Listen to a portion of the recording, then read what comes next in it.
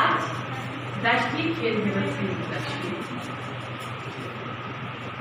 ये कार्यक्रम आज हमारे विद्यालय में ऑनलाइन प्रारंभ किया जा रहा है और इस कार्यक्रम को प्रारंभ करने के साथ ही मैं अपने विद्यालय की मुखिया अपने प्राचार्य श्री अंसारी जी को आमंत्रित करती हूँ कि वो इस पद पर आए और हमारे विद्यालय परिवार के बच्चों, हमारे विद्यालय के साथियों और हमारे विद्यालय के बच्चों के पेरेंट्स जो आज ऑनलाइन इस कार्यक्रम में हमारे साथ जुड़े हैं, उन सभी को संबोधित करें।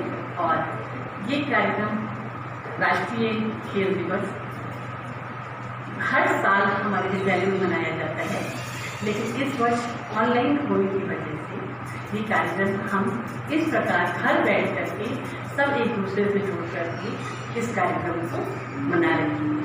हम अपने विद्यालय के प्राचार्य को आमंत्रित करते हैं कि वो आए और हमारे बच्चों को और हमारे अभिभावकों को और शिक्षकों को संबोधित। Good morning everyone. It's a very special day, 29th of August, the birth anniversary of great sportsman Major Dhyanchand, popularly known as the Jadugar of hockey. The day is being celebrated as National Sports Day for his great contribution in the field of games and sports. Dear children, you know, games and sports activities, especially the outdoor activities, are very important for all of us. It is essential for our physical fitness as well as mental strength. It makes us mentally strong and emotionally sound. Actually, the activities performed by the games and sports activities regulates the functioning of the different parts of our body. It coordinates and controls the different glands to active properly and make the physical fitness as well as mental strength and emotional attitude. Our Kendriya Vidyalaya Sangathan time to time organize so many activities keeping in view of games and sports. In that sequence, you have got Swasth Bharat, Swasth Bacche, and right now an activity is performed, an activity is planned in the name of what the Fit India program and fitness test of our children is being organized, is being conducted. It is started and it will continue up to 2nd October, the birth anniversary of the Mahatma Gandhi. I request you all the children to participate very actively in this program. I am not going to say that you have to go outside your house and you have to not follow the COVID-19 guidelines. You follow all the COVID-19 guidelines and make yourself fit and fine. Just what the fast run, just what the slow run, and make your continue the regularly. This is my appeal to all my children. Thank you very much. Thank you very much. सभी को नमस्कार। Hockey के जादूगर major Dhyanchand जी के जन्म दिवस के अवसर पर इस बार 29 अगस्त को राष्ट्रीय खेल कूद के दिवस पर इसको मनाना सुनिश्चित हुआ है। केंद्रीय विद्यालय संगठन के निर्देशानुसार केंद्रीय विद्यालय नंबर 1 आरमापुर कानपुर में 29 अगस्त को ऑनलाइन के माध्यम से खेलकूद दिवस समारोह मनाया जा रहा है। मैं सभी बच्चों को इसमें आमंत्रित करता हूं और इसमें भाग लेने के लिए उनको अपनी शुभकामनाएं प्रेषित करता हूं। आइए हम सब इसमें मन लगा के भाग लें और कोविड-19 महामारी को दूर भगाने के लिए अपने दृढ़ संकल्प का परिचय दें। खेलों के बीच, खेलों का सब लोगों के बीच करो जोर शोर से प्रसार, क्योंकि इसी से जीवन और स्वस्थ का होता है संचार। धन्यवाद। आज राष्ट्रीय खेल पर्व पर मैं विद्यालय की खेल शिक्षिका कुछ बातें ध्यानचंद की जो हमने सुनी उस पर अपने बच्चों के साथ बातचीत करते हैं और उस पर थोड़ा सा उनको बताने का प्रयास करने की कोशिश करते हैं, क्योंकि ध्यानचंद के बारे में तो सभी है, इनको इनके लिए कुछ भी कहना सूर्य को दिया दिखाने के बराबर है। ये ऐसे खिलाड़ी, ऐसे हॉकी के जादूगर जो देश ही नहीं पूरे विश्व को, इनके खेल को जिसने भी देखा होगा उसने जो भी बातें हम लोगों को बताई उससे समझ में आता है कि ये किस तरह के मैं इनकी खेल के बारे में बहुत सी कहानियां प्रचलित हैं और बहुत सी चीजें समझ आई कि हिटलर जैसे तानाशाह जब जर्मन ओलंपिक में इनके साथ ये उनको देख रहे थे और जब वो खेल वहां पर चल रहा था, इनके पास अगर बॉल जाती थी तो बॉल सीधे गोल, तो लोगों को ये शक हुआ था कि उनकी हॉकी स्टिक पे कोई मैग्नेट है, कोई चुंबक है जो बॉल को अपने से दूर नहीं करता है, हॉकी से दूर नहीं करता है और बॉल घूम जाती है।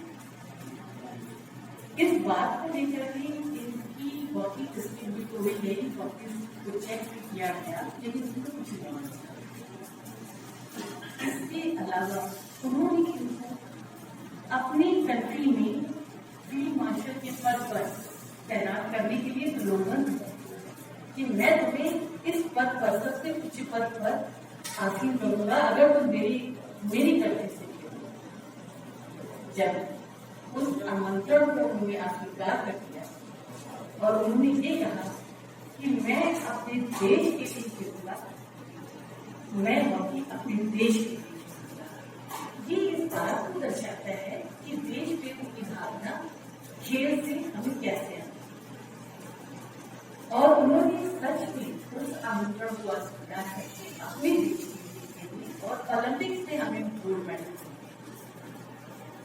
और ये इनका खेल ही हमारा राष्ट्रीय खेल भी हो, भारत का राष्ट्रीय खेल भी हो किसी भी। ये ऐसे जादूगर खेलते थे कि जिसको मैं अभी आपको एक डॉक्यूमेंट्री फिल्म के द्वारा उनका खेल का प्रदर्शन आपके साथ में दिखाऊंगी कि ये खेल किस तरीके से मैदान में खेलते हैं। इनका ध्येय अपनी बॉल पर और जो इनका लक्ष्य होता था सिर्फ उसी पे रहता था और गोल खिलाड़ियों के लिए सबसे बहुत महत्वपूर्ण था। यही ध्येय आर्टिल को भी था जब उन्होंने मछली की आग को देखा और उसको लक्ष्य में दिया। तो इस तरह का अगर हम अपने अंदर घेरा के सकते हैं तो निश्चित ही सफलता हमें मिलेगी।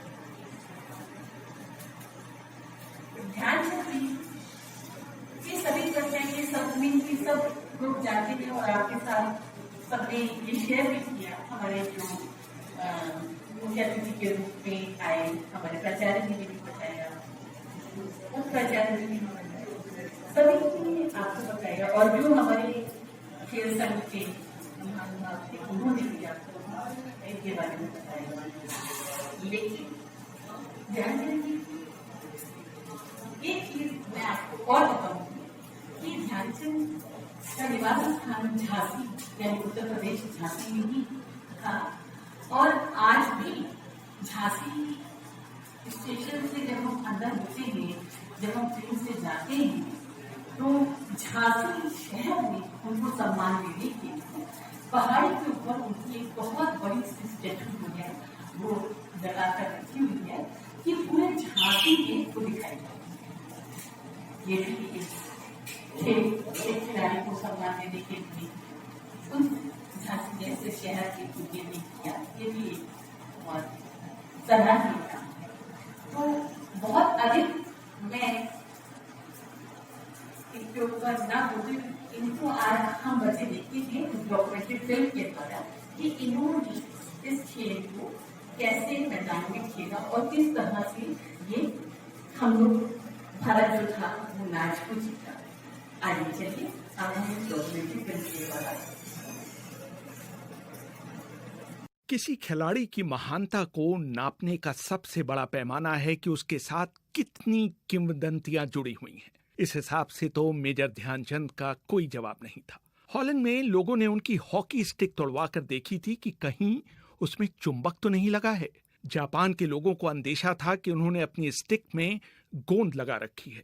हो सकता है कि इनमें से कुछ बातें बढ़ा चढ़ाकर कही गई हों, लेकिन अपने जमाने में इस खिलाड़ी ने किस हद तक अपना लोहा मनवाया था, इसका अंदाजा इस बात से लगाया जा सकता है कि वियना के स्पोर्ट्स क्लब में उनकी एक मूर्ति लगाई गई थी जिसमें उनके 4 हाथ और उनमें 4 स्टिकें दिखाई गई थी, मानो वो कोई देवता हो।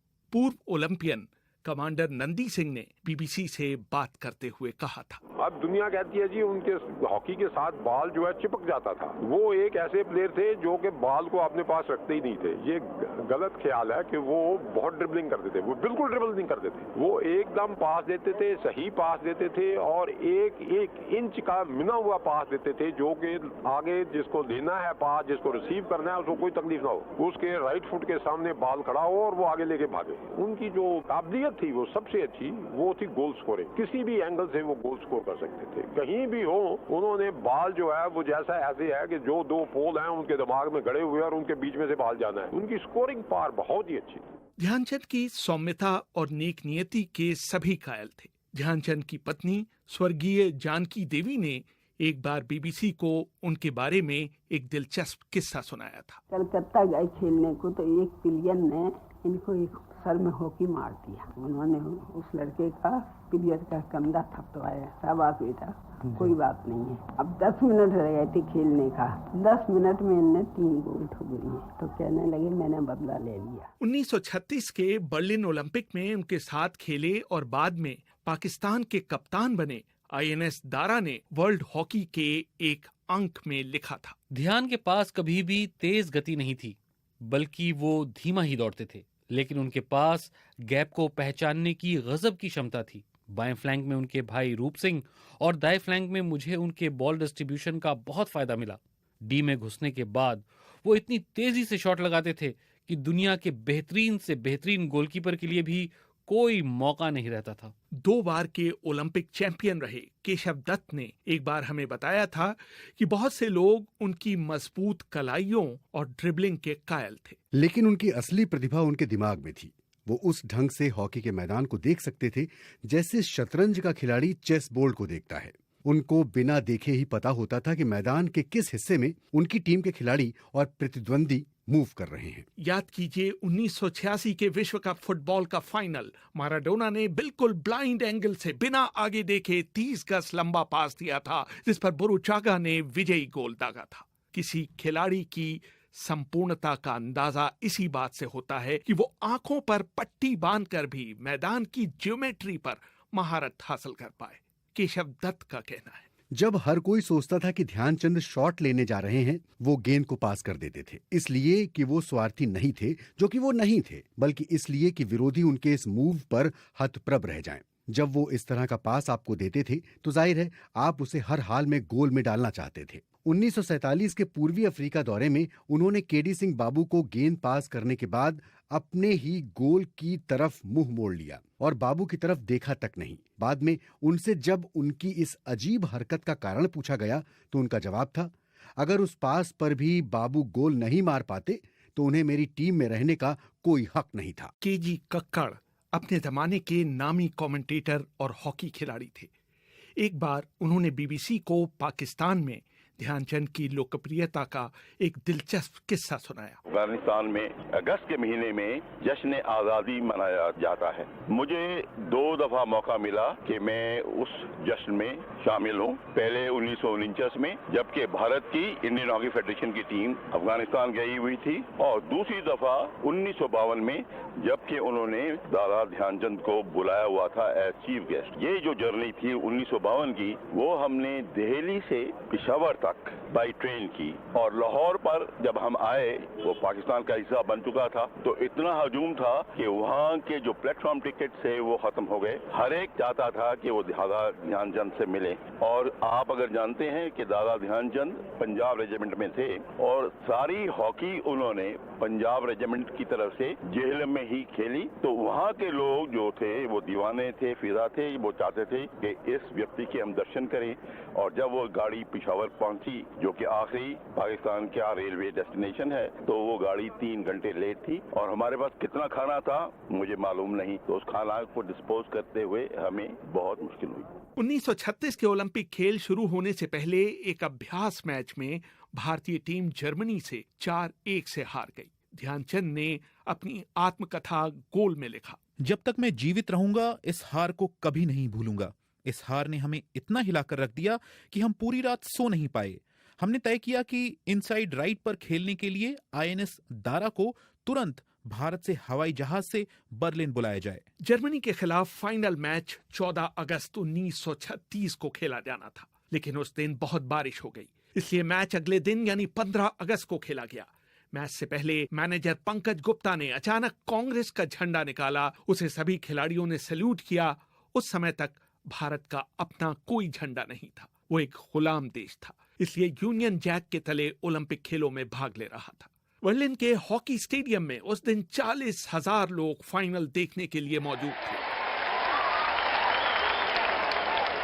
देखने वालों में बड़ौदा के महाराजा और भोपाल की बेगम के साथ साथ जर्मन नेतृत्व के चोटी के लोग मौजूद थे। हाफ टाइम तक भारत सिर्फ 1 गोल से आगे था। इसके बाद ध्यानचंद ने अपने स्पाइक वाले जूते उतारे और नंगे पांव खेलने लगे। इसके बाद तो गोलों की झड़ी लग गई। दारा ने बाद में लिखा, 6 गोल खाने के बाद जर्मन रफ हॉकी खेलने लगे। उनके गोलकीपर की हॉकी ध्यानचंद के मुंह पर इतनी जोर से लगी कि उनका दांत टूट गया। उपचार के बाद मैदान में वापस आने के बाद ध्यानचंद ने खिलाड़ियों को निर्देश दिए कि अब कोई गोल नहीं मारा जाए, सिर्फ जर्मन खिलाड़ियों को यह दिखाया जाए कि गेंद पर नियंत्रण कैसे किया जाता है। इसके बाद हम बार बार गेंद को जर्मन डी में ले जाते और फिर गेंद को बैक पास कर देते। जर्मन खिलाड़ियों को समझ में ही नहीं आ रहा था कि ये हो क्या रहा है। भारत ने जर्मनी को 8-1 से हराया और उसमें 3 गोल ध्यानचंद ने किए। ध्यानचंद के पुत्र और म्यूनिक ओलंपिक में कांस्य पदक विजेता अशोक कुमार ने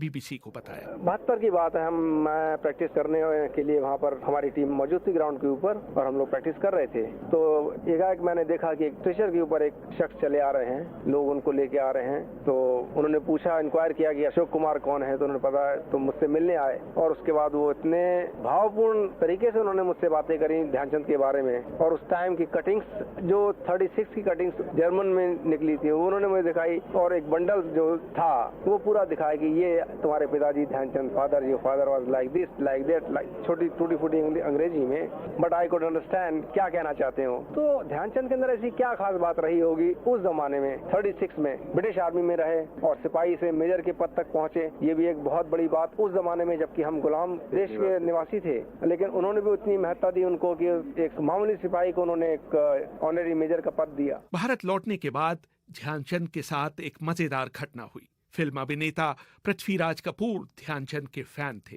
एक बार मुंबई में हो रहे एक मैच में वो अपने साथ नामी गायक कुंदनलाल सहगल को ले आए।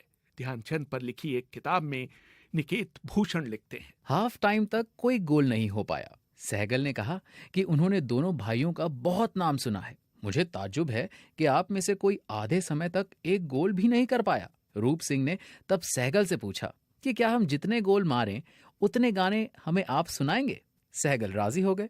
दूसरे हाफ में दोनों भाइयों ने मिलकर 12 गोल दागे, लेकिन फाइनल विसिल बजने से पहले सहगल स्टेडियम छोड़कर जा चुके थे। अगले दिन सहगल ने अपने स्टूडियो तक आने के लिए ध्यानचंद के पास अपनी कार भेजी, लेकिन जब ध्यानचंद वहां पहुंचे तो सहगल ने कहा कि गाना गाने का उनका मूड उखड़ चुका है। ध्यानचंद बहुत निराश हुए कि सहगल ने नाहक ही उनका समय खराब किया। लेकिन अगले दिन सहगल खुद अपनी कार में उस जगह पहुंचे जहां उनकी टीम ठहरी हुई थी और उन्होंने उनके लिए 14 गाने गाए। ना सिर्फ गाने गाए बल्कि उन्होंने हर खिलाड़ी को एक एक घड़ी भी भेंट की। जब दिल ही टूट गया, जब दिल ही टूट गया, हम जी के क्या करेंगे, हम जी के क्या करेंगे, जब दिल ही टूट गया, जब दिल ही टूट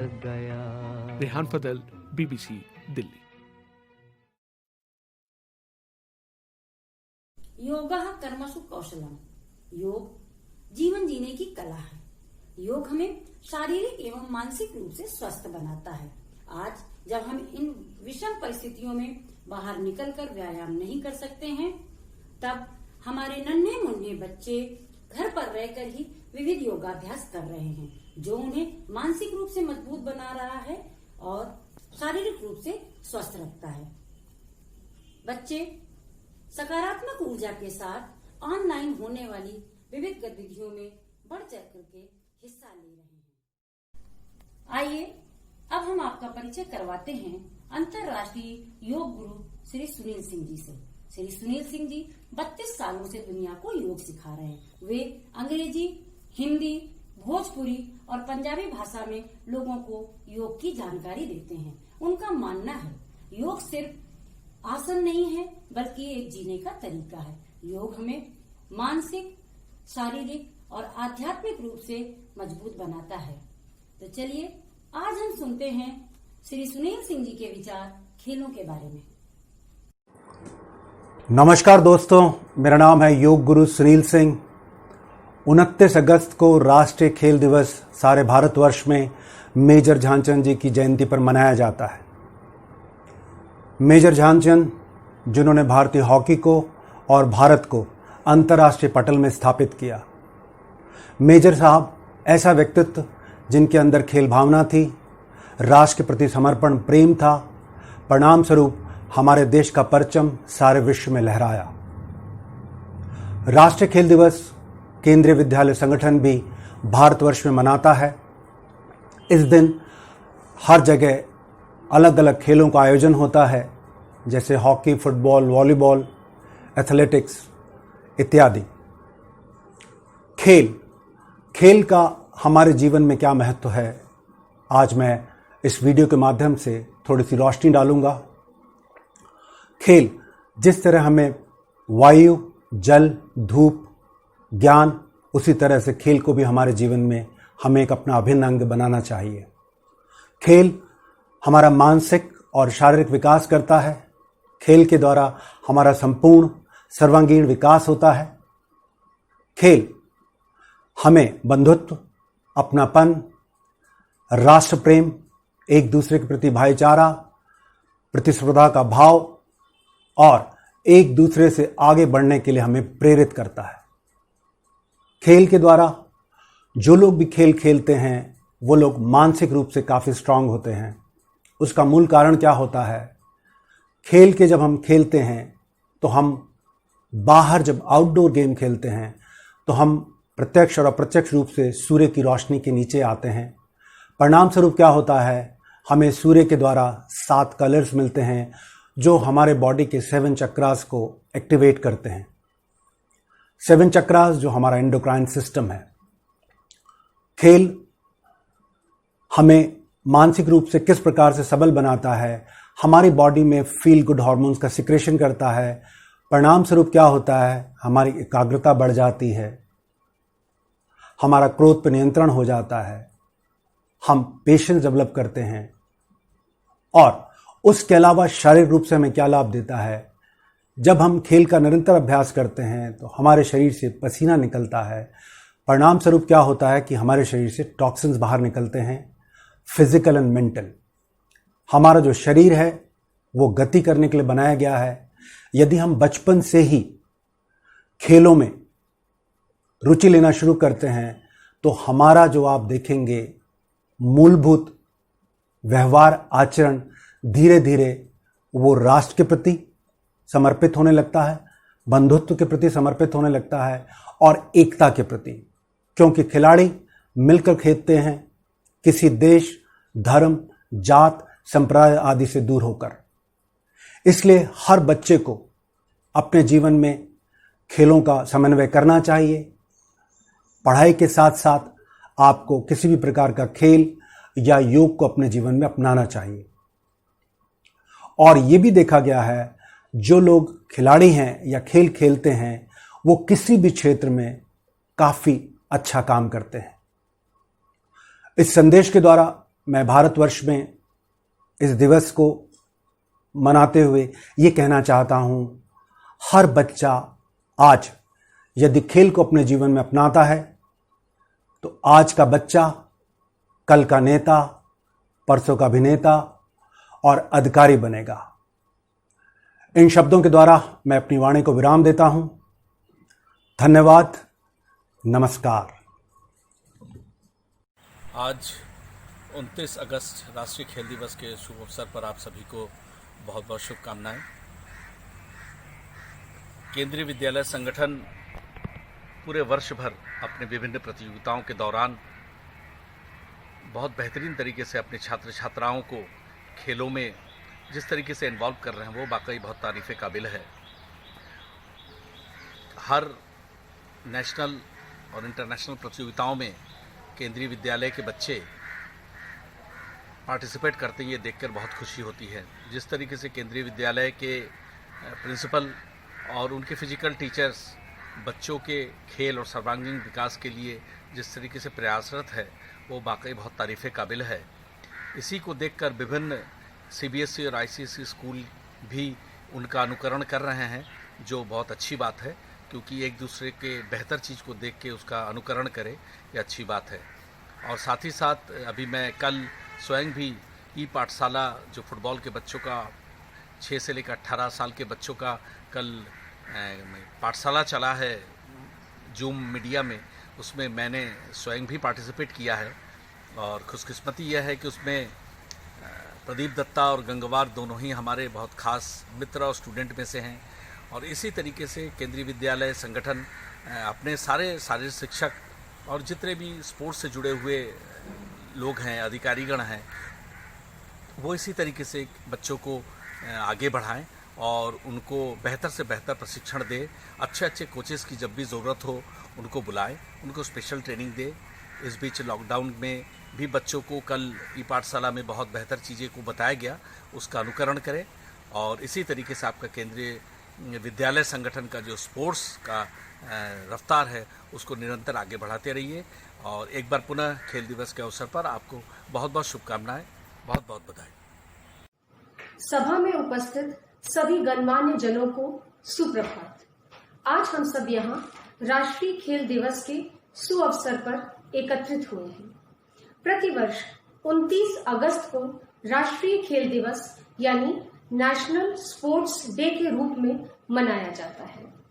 इस दिन सन 1905 में इलाहाबाद में हमारे देश के महान हॉकी खिलाड़ी मेजर ध्यानचंद का जन्म हुआ था। ध्यानचंद, जिनके नाम में ही ध्यान शब्द समाहित है। ध्यान का अर्थ होता है कंसंट्रेशन और मेडिटेशन। तो इन्होंने अपने नाम को सार्थक करते हुए अपने पूरे जीवन का ध्येय बनाया हॉकी को और संपूर्ण समर्पण के साथ हॉकी के क्षेत्र में अपना नाम सुनहरे अक्षरों में अंकित किया। इस महान खिलाड़ी ने 3 ओलंपिक खेलों में भारतीय हॉकी टीम का प्रतिनिधित्व किया और इन्हीं की वजह से तीनों बार हमारे देश को हॉकी में गोल्ड मेडल प्राप्त हुआ। इसके साथ ही हमारे देश की अंतर्राष्ट्रीय स्तर पर पहचान भी बनी। अपनी प्रारंभिक शिक्षा पूरी करने के बाद मात्र 16 वर्ष की उम्र में मेजर ध्यानचंद एक साधारण सिपाही के रूप में भर्ती हो गए थे। उस समय इनकी हॉकी के खेल में कोई विशेष दिलचस्पी नहीं थी। हॉकी के क्षेत्र में दिलचस्पी जगाने का श्रेय सेना के ही एक सूबेदार को जाता है। बच्चों, अपना सादा व्यक्तित्व हॉकी के मैदान में जाते ही इनकी अभूतपूर्व जोश और अपनी क्रियाओं पर अद्भुत संयम, साथ ही देश प्रेम का अनोखा जज्बा, इन्हीं सब गुणों के कारण इन्हें हॉकी का जादूगर कहा जाता है, यानी कि मजिशियन। जिस तरह हम लोग जादूगर के राज को जानना चाहते हैं, उसी तरह एक बार हॉलैंड में हॉकी खेलते हुए कुछ लोगों को ऐसा लगा कि शायद इनकी हॉकी स्टिक में कोई चुंबक लगा हुआ है, यानी कि मैग्नेट, जिसकी वजह से इनका प्रदर्शन इतना बढ़िया हो रहा है। लोगों ने उत्सुकतावश इनकी हॉकी स्टिक तोड़कर देखी, परंतु ऐसा कुछ नहीं मिलने पर उन्हें लगा, अरे ये तो मेहनत और लगन के जादूगर है। इनके जीवन से जुड़ा एक और दिलचस्प किस्सा है। सन 1936 में बर्लिन ओलंपिक में ध्यानचंद के शानदार प्रदर्शन से प्रभावित होकर हिटलर ने उन्हें डिनर पर आमंत्रित किया और साथ ही जर्मन फौज में बड़े पद पर ज्वाइन करने का न्योता भी दिया। हिटलर चाहता था कि ध्यानचंद जर्मनी के लिए हॉकी खेलें, लेकिन ध्यानचंद का देश प्रेम दुनिया के सबसे बड़े तानाशाह के आगे भी नहीं झुका। उन्होंने स्पष्ट शब्दों में कहा, हिंदुस्तान ही मेरा वतन है और मैं जिंदगी भर उसी के लिए खेलूंगा। मेजर ध्यानचंद के देश प्रेम को सम्मान देते हुए भारत सरकार ने वर्ष 2002 में दिल्ली के नेशनल स्टेडियम का नाम ध्यानचंद नेशनल स्टेडियम रख दिया। मेजर ध्यानचंद का नाम आते ही बच्चों हमारे सामने आती है भारतीय हॉकी टीम की जीत की तस्वीर। मेजर ध्यानचंद के व्यक्तित्व को सलाम करते हुए मैं इन पंक्तियों के साथ अपनी वाणी को विराम देती हूँ कि जीत जिसका कोई रंग नहीं होता, जीतने का कोई ढंग नहीं होता। जीत नहीं देखती कौन करता है उसकी प्रशस्ति या उड़ाता है कौन उसका उपहास। जीतती है इरादों की दृढ़ता और जीवटता। जीतती है इरादों की दृढ़ता और जीवटता। जीतता है विश्वास, जीतता है विश्वास, जीतता है विश्वास। धन्यवाद। सुप्रभात। आज मैं कला यशस्वी केंद्रीय विद्यालय क्रमांक 1 कक्षा 12वीं शाखा के छात्र आप सबके समक्ष राष्ट्रीय खेल दिवस पर अपने विचार लेकर प्रकट हुई हूँ। साथ ही अपने विद्यालय को दिल से धन्यवाद करना चाहती हूँ जिन्होंने मुझे इस अवसर पर बोलने का मौका प्रदान किया है। जैसा कि हम सब जानते हैं, हर वर्ष 29 अगस्त को राष्ट्रीय खेल दिवस को आयोजित किया जाता है। इसमें कई खेल गतिविधियां भी कराई जाती हैं। हमारे विद्यालय में भी हर वर्ष इसको बड़े ही उत्साह के साथ मनाया जाता है। वह हमारा पूरे समस्त विद्यालय परिवार अपना योगदान बढ़ चढ़ कर देता है। हम हर वर्ष एकजुट होकर एकत्रित होकर इसे संपन्न कराते हैं, परंतु इस वर्ष ऐसा संभव नहीं है। ऐसा क्यों? क्योंकि इस बार कोरोना महामारी ने अपना कहर ढा रखा है, परंतु हमारे विद्यालय ने साबित कर दिया है कि चाहे जितनी ही बड़ी चुनौती क्यों ना हो, वो अपना योगदान देने में कभी पीछे नहीं हटता है। इस कठिन समय में वो अपना योगदान उतने ही जोश, उतने ही उत्साह के साथ दे रहा है जितना वो आम दिनों में देता है, वो भी इंटरनेट के माध्यम से। आज मैं अपने विद्यालय के प्राचार्य महोदय, उपाचार्य महोदय, रेखा शुक्ला मैम व हमारे कोच अनु सर व अन्य शिक्षकों को धन्यवाद देना चाहती हूँ, जिन्होंने हमारे खेल गतिविधियों का बहुत ही बढ़ चढ़कर प्रोत्साहन दिया है, वह पूरी तरह समर्थन किया है। इन्होंने हर मोड़ पर हमारा साथ दिया है। इनके प्रोत्साहन की वजह से मैंने पढ़ने के साथ साथ खेल में लगन से लग के पूरी निष्ठा से अपने विद्यालय को SJFI व नेशनल लेवल में परिचय कराया है और मैं बहुत ही गर्व से कह सकती हूँ कि मेरा विद्यालय मेरे प्रोत्साहन में कोई कमी नहीं छोड़ता है। मेरा सबसे बड़ा प्रोत्साहक हमेशा से मेरा विद्यालय ही रहा है, वह मेरे माता पिता रहे हैं। हमेशा मैं अपने लिए और अपने माता पिता के लिए हर संभव कोशिश करती हूँ।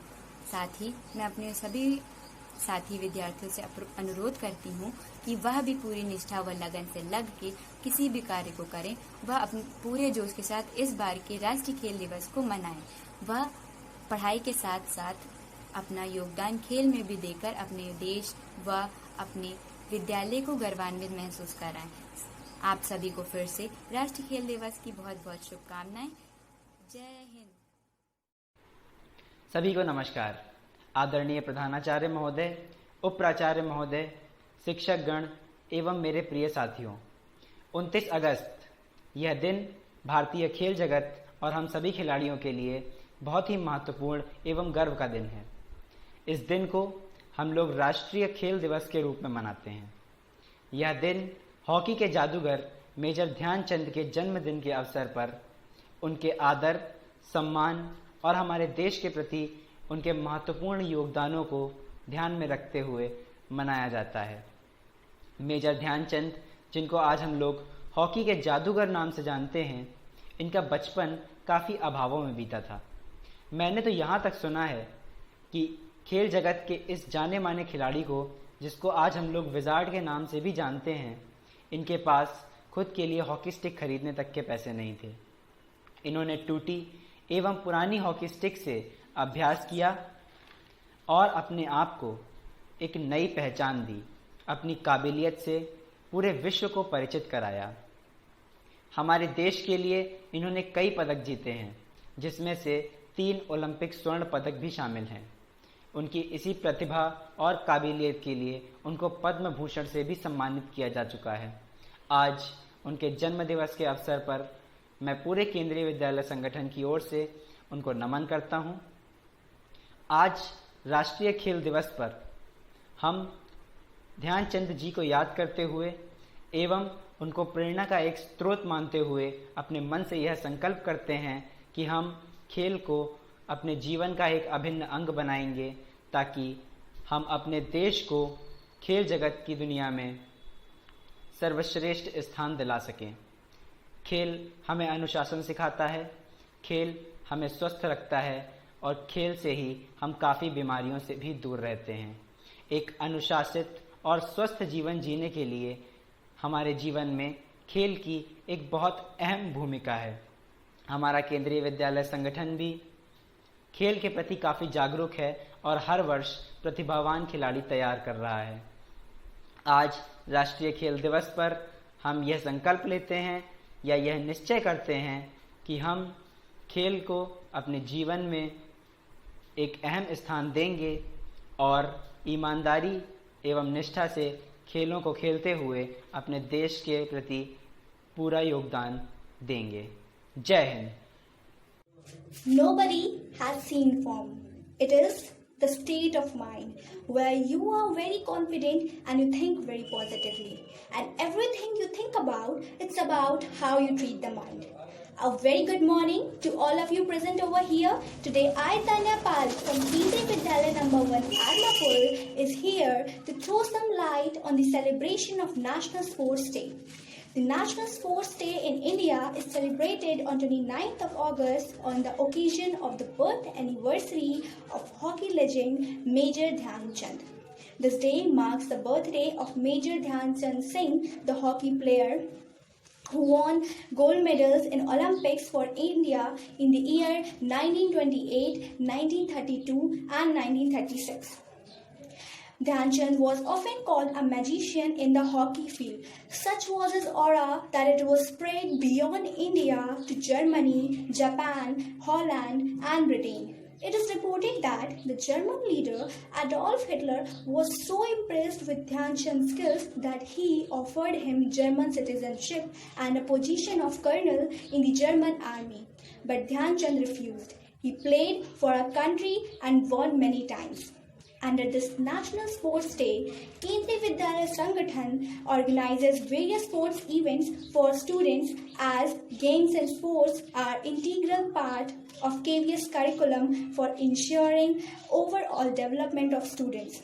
This helps the students to develop healthy mind in a healthy body acquired by a true spirit of sportsmanship and companionship. KVS conducting various events at various levels, that is cluster, regional and national level, for providing opportunities to the students to show their talents and to select the KVS team for SGFI and other tournaments. At cluster level, teams of a particular city give their participation in different sports events, and from those, 2 top teams are selected for regional level. Then, those top teams from different clusters give their participation at regional level, where first, second and third position holder are awarded with gold, silver and bronze medal respectively, and other teams get participation certificate. In order to ensure better health of sports players, good quality food as per KVS norms is given to them in all levels. KVS also provide good transportation facilities to the participants for covering long distances. Participants particularly travel by air. through all this, I want to convey thank you to the government as well as to the Sangathan for providing and focusing on our overall development. This helps us to focus on our other skills also instead of becoming a bookworm. With this, I would like to give pause to my words and just want to convey a message at the end. Be brave and take risk. You need to have faith in yourself. Once again, I would like to give greetings to all sports enthusiasts on this occasion of National Sports Day. Thank you.